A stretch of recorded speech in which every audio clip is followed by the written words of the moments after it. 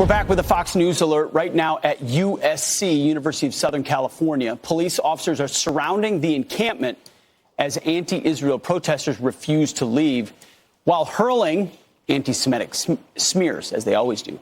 Our next guest was confronted by similar hate at GW last week. How much is AIPAC paying you? How much is AIPAC paying you, you race traitor? Race traitor? What? Yeah.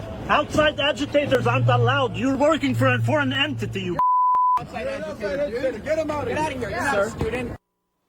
GOP Congressman Byron Donalds joins us now. Byron, I bet you expected to hear a lot from protesters. Probably not that. Why does it always seem to, with the left, evolve into racist comments? I saw that with BLM. You see it with Antifa. Now we're seeing it with Hamas protests. Well, it's going to be with you this morning. I think why the left always gets into these racist tropes, these hateful comments, is because they don't have a real argument. They do not have something logical that people can follow. They definitely don't have a moral argument that people can follow. So everything must devolve into hate speech. Everything must devolve into anger.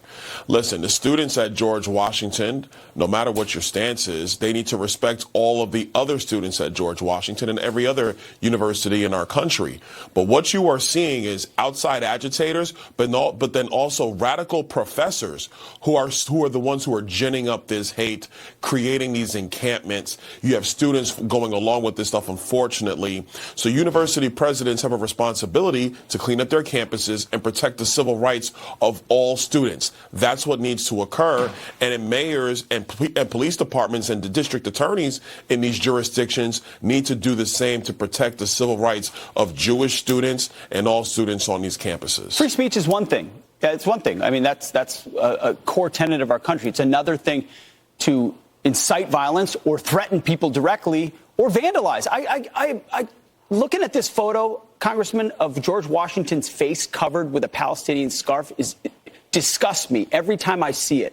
Why can't a campus whose name is named after him simply enforce things like remove that?